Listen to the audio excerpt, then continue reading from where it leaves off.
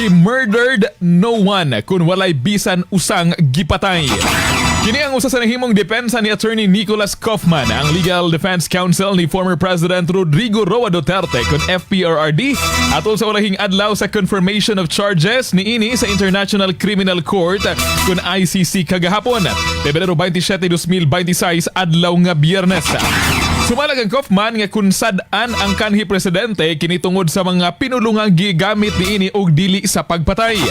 Gani giawhag pa ni Kaufman ang mga huwes sa ICC nga himuong giya ang pila ka tuig niining kasinatian og lawom nga pagsabot sa mga ebidensya.